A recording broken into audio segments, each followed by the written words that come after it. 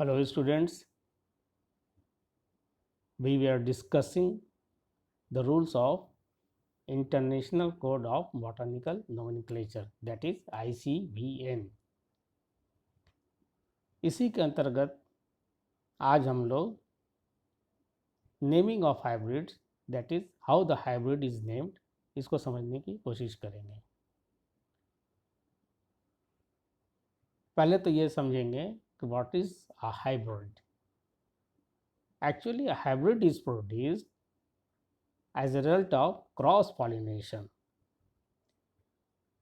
between two different types of plant. Cross pollination के माध्यम से ही हाइब्रिड प्रोड्यूस होता है। हम लोग जानते हैं कि प्लांट्स में सेल्फ पॉलिनेशन भी होता है एंड क्रॉस पॉलिनेशन भी होता है, but the production of hybrid it can only be done by cross pollination because it involves two different types of plant. Hybrid interspecific भी हो सकता है, means when the cross is made between two different species belonging to the same genus, और ये intergeneric भी हो सकता है, दो different genera के बीच भी क्रॉस कराकर नया प्लांट्स को प्रोड्यूस किया जा सकता है। तो it may be interspecific or intergeneric. Now the problem is how interspecific hybrid or intergeneric hybrid are named. कैसे इसका नामांकन होता है, कैसे इसकी नेमिंग की जाती है, because it is different from the naming of species which we have already discussed. Actually, the naming of hybrid is usually done by following a formula. We put a cross sign or by the addition of prefix notho to the term denoting the rank of the taxon. Means नोथो का अर्थ जैसा कि हम लोग जानते हैं कि hybrid होता है। हम लोग जब दो डिफरेंट, पहले तो हम लोग डिस्कस करेंगे इंटर स्पेसिफिक हाइब्रिड के बारे में, thereafter we will discuss intergeneric hybrid की नेमिंग के बारे में। तो हम लोग cross sign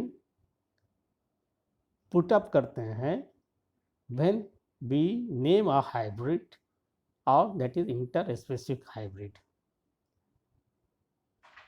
generally the name of genus पहले लिखा जाता है, उसके बाद एक क्रॉस साइन दिया जाता है,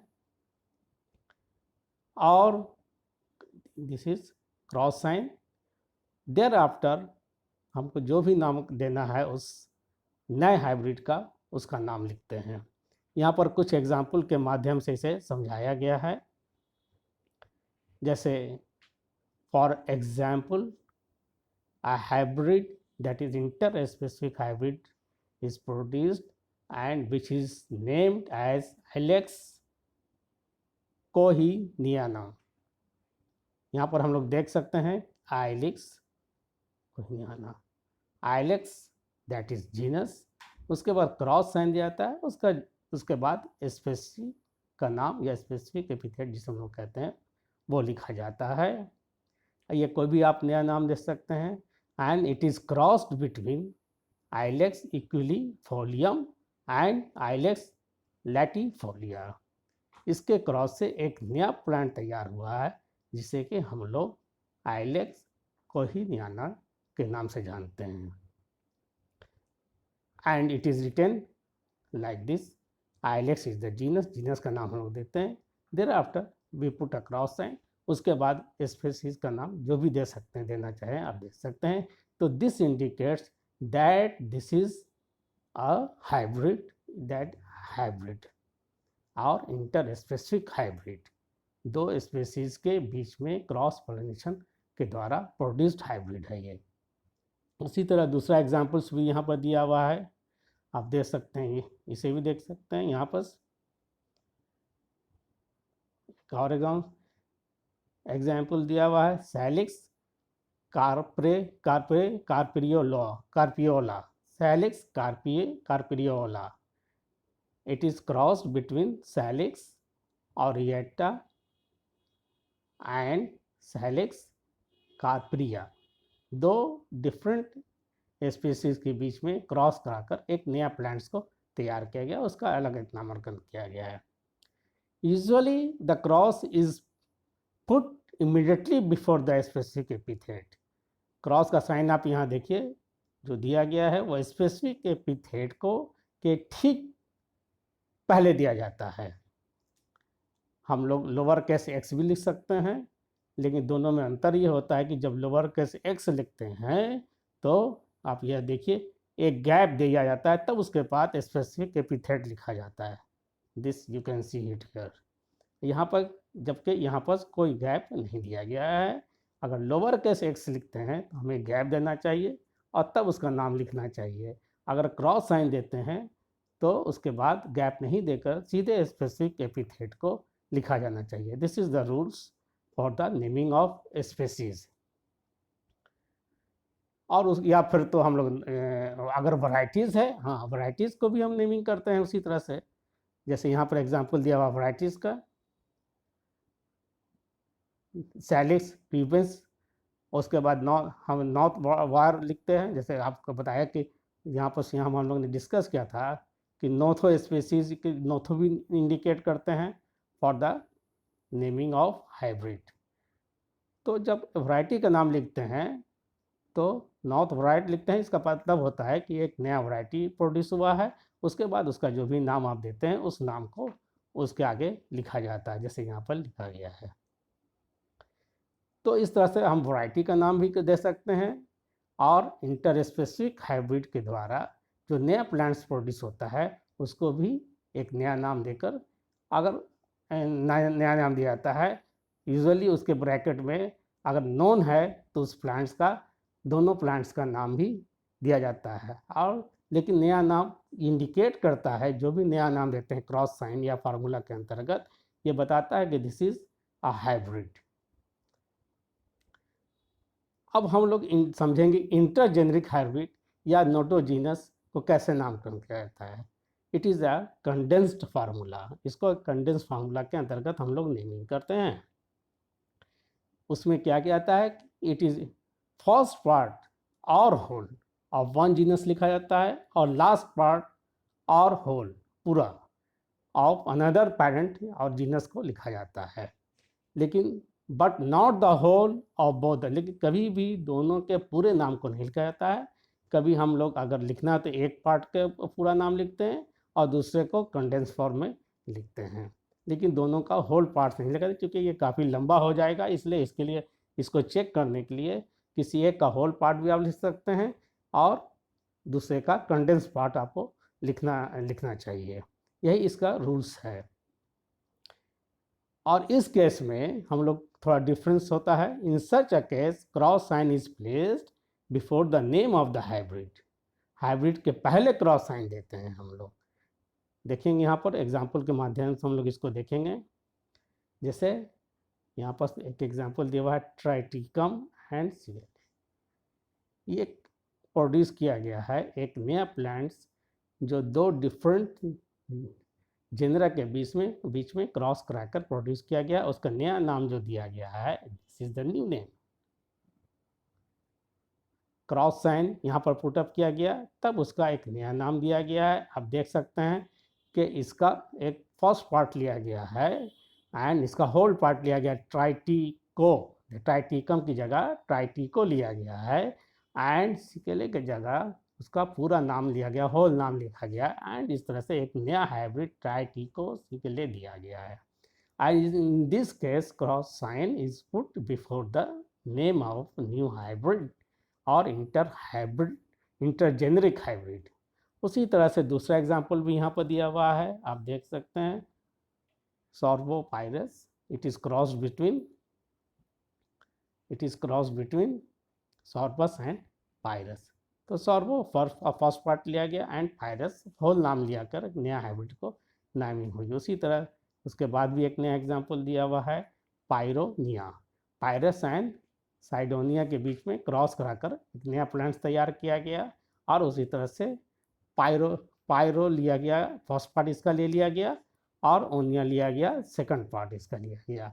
तो आप कंडेंस फॉर्म लिख सकते हैं, या किसी एक प्लांट्स का होल नाम भी आप उसको लिख सकते हैं इन केस ऑफ इंटरजेनेरिक हाइब्रिड। और ये भी होता है कि एक बाइनोमियल भी आप चाहिए तो लिख सकते हैं इन केस ऑफ इंटरजेनेरिक हाइब्रिड। यहाँ पर एग्जांपल दिया हुआ है कि बाइनोमियल कैसे लिखा जाएगा। आप चाहिए तो इस तरह से भी लिखा जा सकता है, किसी भी प्लांट्स को इंटरजेनिक हाइब्रिड प्रोड्यूस किया गया है तो उसको बाइनोमियल के शेप में भी दिया जा सकता है। लेकिन क्रॉस साइन आपको पुटअप करना है, क्रॉस साइन आपको ऑलवेज पुटअप करना है before the name of that hybrid. Example के द्वारा इसे, दो एग्जाम्पल के द्वारा यहाँ पे इसे समझाया गया है।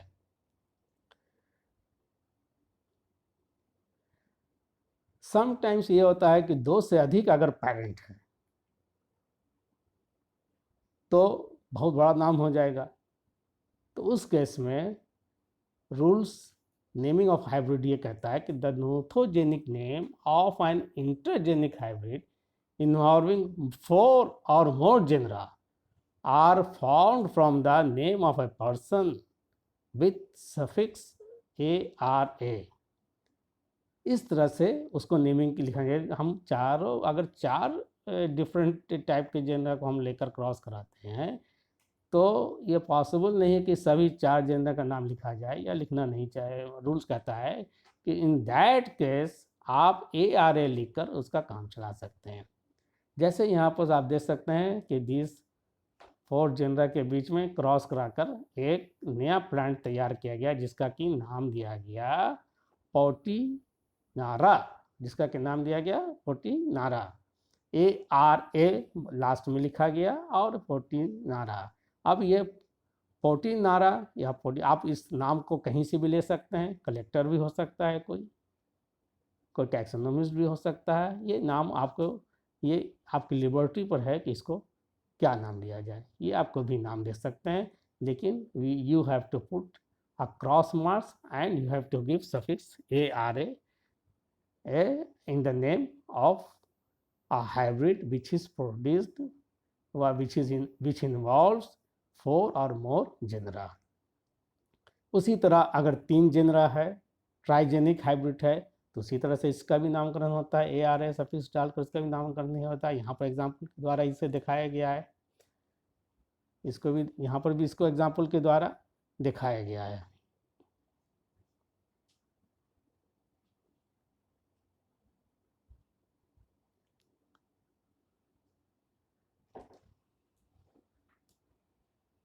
लेकिन you have to put a cross mark.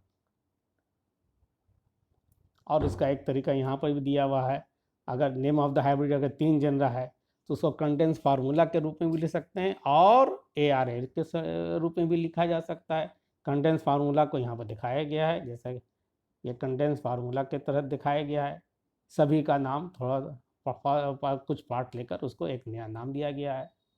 लेकिन 3 जनरा अगर इन्वॉल्व है तभी, या फिर आपकी लिबर्टी है कि ARA के द्वारा भी आप उसको लिख सकते हैं, किसी पर्सन का नाम देकर उसको ARA से लिंक कर सकते हैं, और कंडेंस फॉर्म में भी लिखा जाता है। लेकिन 3 से अधिक अगर हाइब्रिड इन्वॉल्व है, जैसा कि हम लोग ने यहाँ देखा 4 हाइब्रिड है, अगर 4 प्लांट्स का इन्वॉल्वमेंट है तब उस केस में ARA ही केवल लिख सकते हैं। लेकिन 4 से कम अगर 3 जनरा है तो आप उसको कंडेंस फॉर्म में लिखा जा सकता है। Now grafting, this is also very common in certain plants, खासकर रोज़ वगैरह में हम लोग देखते हैं कि ग्राफ्टिंग के द्वारा प्लांट्स तैयार किया जाता है। तो अगर ग्राफ्टिंग के द्वारा प्लांट्स तैयार किया जाता है उसको हम लोग जनरली प्लस के साइन से लिंक करते हैं। जो दोनों डिफरेंट स्पेसीज है उसका नाम लिखा जाता है और बीच में प्लस साइन दिया जाता है, जैसे रोज़ा बेबियाना एंड रोज़ा फ्लोरिबुंडा। इस तरह से हम लोग ग्राफ्टिंग के केस में प्लस साइन का यूज़ करते हैं। तो ये इंडिकेट करता है कि this plant is produced as a result of grafting. तो ये हम लोग समझने की आज कोशिश किया कि how the hybrid is named, and both types are hybrid, that is interspecific hybrid and intergeneric hybrid, and how the grafted species are named. तो हाइब्रिड इंटरस्पेसिफिक हाइब्रिड के बारे में हम लोगों ने समझा कि कैसे क्रॉस साइन किस तरह से फार्मूला का यूज़ करते हैं। इंटरजेनरिक हाइब्रिड के बाद में हम लोग समझा कि how the cross sign is produced, उस केस में हम कंडेंस नेम यूज़ करते हैं। अगर 4 जेनरा से कम है कंडेंस फॉर्म यूज़ करेंगे, लेकिन अगर 4 जेनरा का इन्वॉल्वमेंट है तो उस केस में हम लोग ARA से लिंक करते हैं। 4 या 4 से अधिक जेनरा है। और उसी तरह फिर हम लोग ये समझा कि ग्राफ्टेड प्लांट्स को कैसे नेमिंग की जाती है। तो आज हम लोग इसी को यहाँ पर कंक्लूड करते हैं कि हाइब्रिड की नेमिंग किस तरह से की जाती है। नेक्स्ट क्लास में नेक्स्ट डे हम लोग कल्टीवर्स की नेमिंग्स के बारे में समझेंगे और उसको जानने का प्रयास करेंगे। Thank you very much.